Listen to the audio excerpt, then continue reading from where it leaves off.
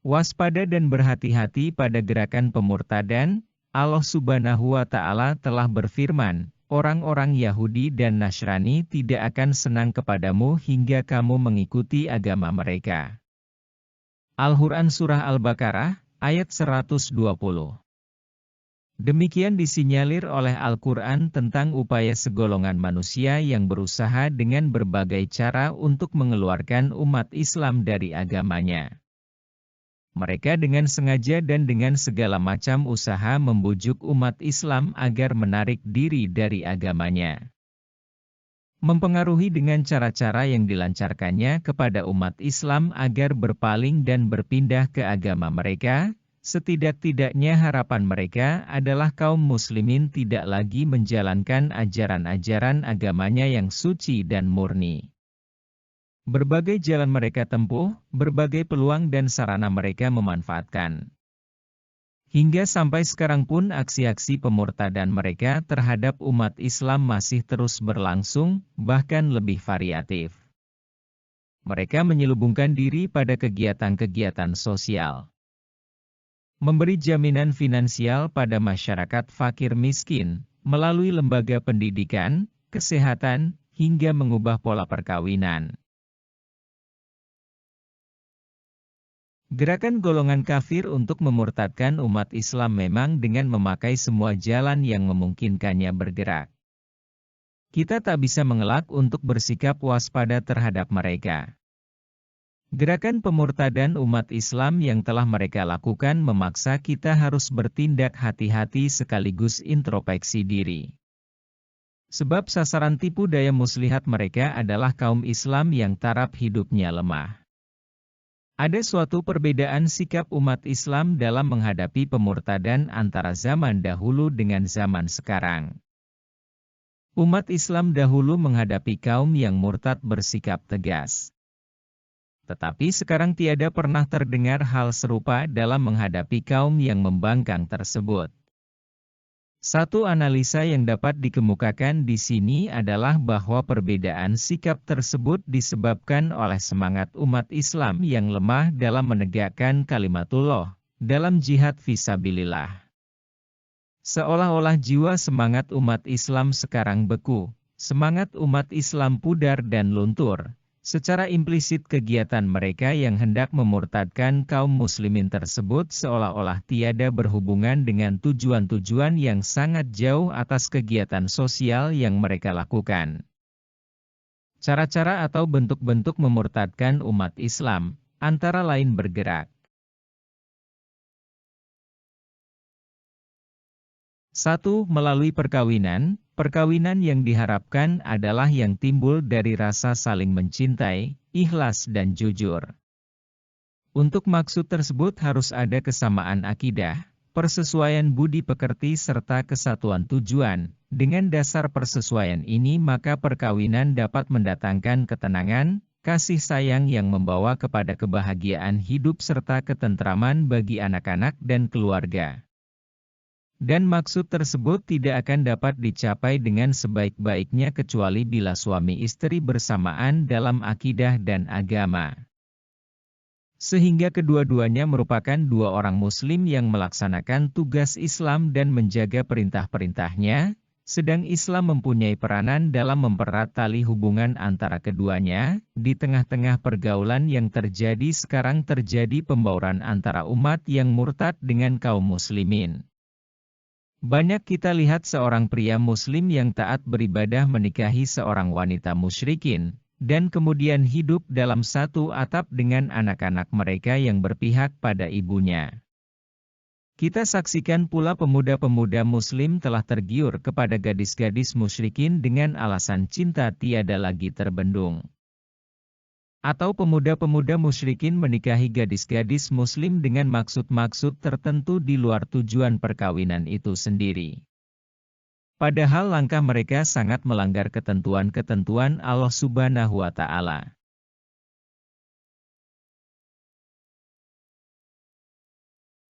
Dua, melalui pendidikan, melalui dunia pendidikan, kegiatan mereka untuk memurtadkan umat Islam sangat efektif. Pendidikan inilah sarana paling terselubung dan merupakan kesempatan sangat baik bagi orang-orang untuk menyusupkan ideologi dan faham mereka. Akhirnya pada anak didik yang memeluk agama Islam tergiring tanpa sadar masuk ke kawasan alam pikiran dan niat jahat mereka. Terlihatlah sekarang pemuda-pemudi Muslim tidak tahu identitas dirinya dan asing dengan sendi-sendi keluarga Muslim. Pendidikan merupakan dunia yang tak terelakkan sebagai suatu kebutuhan dasar setiap insan, termasuk setiap Muslim. Rasulullah telah bersabda suatu motivasi agar kaum muslimin seluruhnya memacu diri mencari ilmu. Ajarkanlah ilmu pengetahuan kepada anak-anakmu, karena mereka lahir untuk suatu zaman, bukan zaman kamu.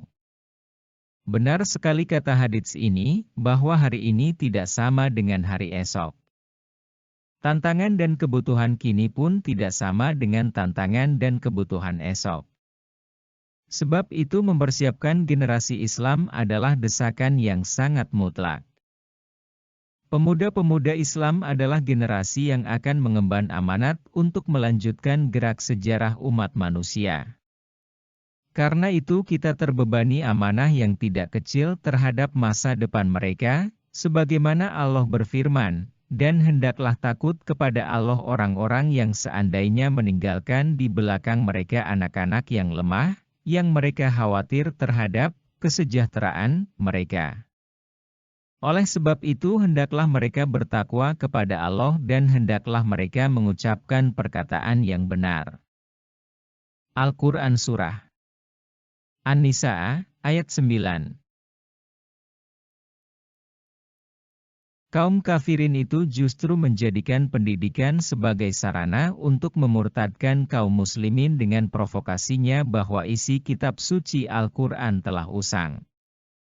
Isinya tidak relevan lagi dengan tuntutan dan perkembangan zaman. Mereka lebih mendewa-dewakan kecanggihan teknologi daripada wahyu ilahi. Banyak kaum muslimin yang akhirnya menjadi sekuler. Lahiriahnya memanglah Muslim tetapi batinnya telah munafik dengan mengingkari kebenaran-kebenaran ajaran agamanya sendiri. Ada baiknya dikemukakan pendapat seorang pendeta yang bernama Zuemar dan dilanjutkan oleh Dunlop.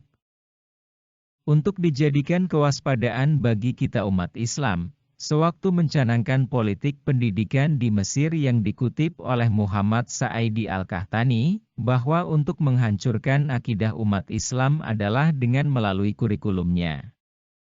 Pegang bagian kurikulum oleh orang-orang yang memusuhi Islam, tujuannya adalah agar anak-anak umat Islam atau generasi Islam tidak mengenal hubungan dengan Allah. Raja Louis IX pernah mengatakan, sesungguhnya invasi militer saja tidak cukup untuk mengalahkan kaum muslimin. Tapi harus dengan memerangi akidah Islam. Lebih lanjut Muhammad Sa'idi Al-Qahtani mengatakan, bahwa pelajaran agama hanya dipelajari sekelumit-sekelumit saja. Selanjutnya, di akhir tahun ajaran materi agama ini dihapuskan. Materi sejarah Islam hanya diberi sekelumit tentang sejarah permulaan Islam. Sedangkan tentang kehidupan masyarakat Islam, hal ini tidak disebut sama sekali. Demikian juga masalah kepahlawanan Islam dan gerakan ilmiah Islam. Semuanya disembunyikan supaya tidak diketahui oleh siswa.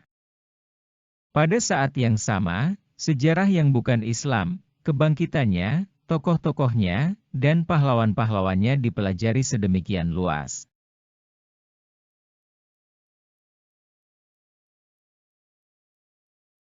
3. Melalui media cetak, media massa. Salah satu gerakan pemurtadan lewat media cetak ini adalah dengan mendatangi rumah orang-orang Muslim, satu persatu.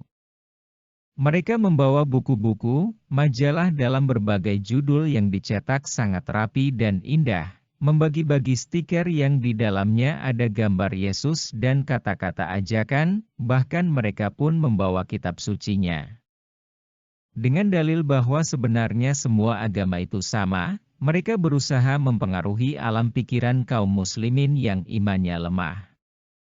Banyak di antara kaum muslimin yang sudah menjadi korban dengan pendekatan yang demikian itu.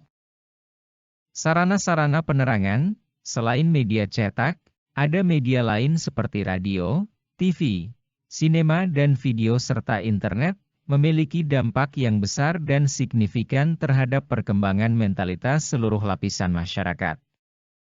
Para musuh Islam pun mengerti akan signifikansi sarana-sarana ini dan pengaruh mendalam yang dimilikinya.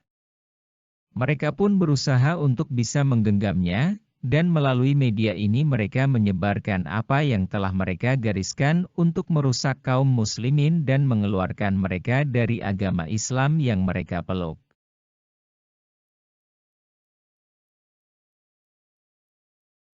4. Melalui jalan budaya dan teknologi, tak terbatas pada dunia media massa mereka menyusupkan gerakan pemurtadannya, tetapi lebih dari itu. Hampir-hampir semua peluang dimanfaatkan demi terwujudnya ambisi mengkafirkan kembali umat Islam. Mereka tidak akan melepaskan setiap kesempatan berlalu sia-sia tanpa mengintip dan mengetahui di mana letak kelemahan umat Islam. Di samping mengintai apa saja kebutuhan umat Islam yang dapat dipasoknya. Pendidikan, pengobatan dan sandang pangan, sembako. Merupakan dunia yang menjanjikan kaum kafirin dapat berperan sangat empuk. Di sanalah kaum ini menyediakan berbagai sarana bagi kaum muslimin sambil menyertakan misi pemurtadan yang dilancarkannya. Umat Islam diadu domba untuk saling bertikai. Bermusuhan dengan sesama umat Islam sendiri. Itulah kelihayan ulah mereka dengan segala olahan tipu daya dan muslihatnya yang ampuh, hingga tak segan-segan pula untuk memasuki kawasan rumah tangga kaum muslimin. Pola perkawinan kaum muslimin dikoyak dan dirusak sedemikian rupa. Seorang muslimah dibujuk dan dirayu untuk mencintai dan menikah dengan seorang pria yang tidak beriman, dengan dalih bahwa cinta adalah segalanya. Cinta berpijak pada kepentingan hak asasi manusia, bukan berpijak pada pengabdian kepada Ilahi. Akhirnya rumah tangga muslim bercampur baur dengan orang-orang yang tidak mengimani Allah. Dari pola kehidupan yang demikian, lahirlah kemudian anak-anak yang murtad, dan ibunya yang muslimah pun ikut larut dalam kebudayaan kafir pula. Dalam hal ini Allah Subhanahu wa Ta'ala telah memperingatkan kepada kita dengan firman-Nya, "Hai orang-orang yang beriman, sesungguhnya di antara istri-istri dan anak-anakmu ada yang menjadi musuh bagimu, maka berhati-hatilah kamu terhadap mereka." Al-Quran Surah At-Taghabun, ayat 14. Dalam sebuah hadits disebutkan, sebuah-buah musuhmu adalah istrimu yang berbaring di sebelahmu, dan budak yang engkau miliki. Hadits riwayat Dailami melalui Abu Malik al-Asy'ari radhiyallahu anha. Penjelasan dari hadits ini adalah, musuh kita yang paling berbahaya ialah istri kita yang menjadi teman tidur kita dan hamba sahaya yang kita nikahi. Atau dengan kata lain, apabila istri dan hamba sahaya yang kita nikahi menjadi musuh kita, maka mereka adalah musuh yang paling berbahaya karena mereka hidup bersama dengan kita dan mengetahui semua kelemahan serta kekurangan yang ada pada diri kita. Dengan demikian, mereka mudah menghancurkan kita, sedangkan kita tidak menduga mereka menjadi musuh kita. Untuk menghindari hal tersebut maka kita harus berhati-hati dalam memilih istri, pilihlah seperti yang dianjurkan oleh Nabi Muhammad. Dalam haditsnya, pilihlah wanita yang beragama, niscaya engkau beruntung. Dalam hadits disebutkan bahwa dunia ini semuanya merupakan kesenangan yang memperdayakan, dan kesenangan duniawi yang paling baik ialah mempunyai istri yang solehah.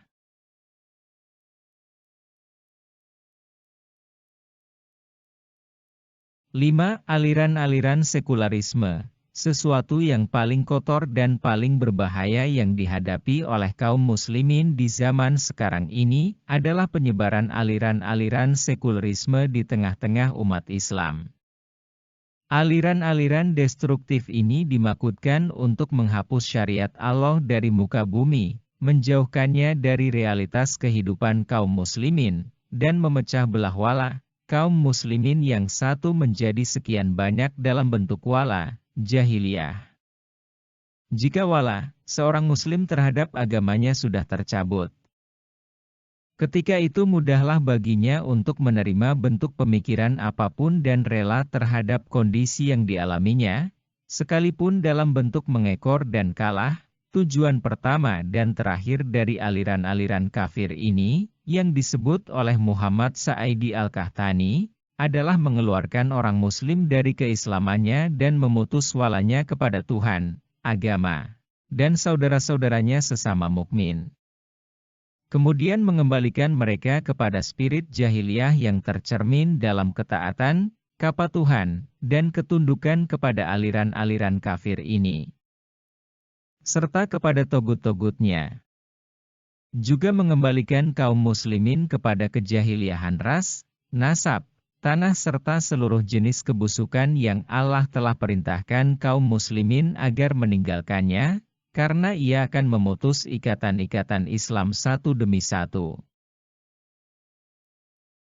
Sedangkan Haji Umar Bakri yang dikutip oleh Pardoyo, bahwa sekularisme adalah suatu pandangan bahwa pengaruh organisasi agama harus dikurangi sejauh mungkin, dan bahwa moral dan pendidikan harus dipisahkan dari agama. Sekularisme adalah suatu sistem etik yang didasarkan pada prinsip moral alamiah dan terlepas dari agama wahyu atau supernaturalisme. Allah Subhanahu wa Ta'ala telah berfirman, Dialah yang mengutus Rasul-Nya dengan membawa petunjuk dan agama yang benar, untuk memenangkannya di atas segala agama meskipun orang-orang musyrik membencinya. Al-Quran Surah Asy-Syaff, ayat 9. Dan juga Allah berfirman sesungguhnya agama yang diridhoi di sisi Allah hanyalah Islam. Al-Quran Surah Ali Imran, ayat 19. Serta juga Allah berfirman barang siapa mencari agama selain dari agama Islam, maka sekali-kali tidaklah akan diterima agama itu daripadanya, dan dia di akhirat termasuk orang-orang yang rugi. Al-Quran Surah Ali Imran, ayat 85. Wallahu a'lam bishawab.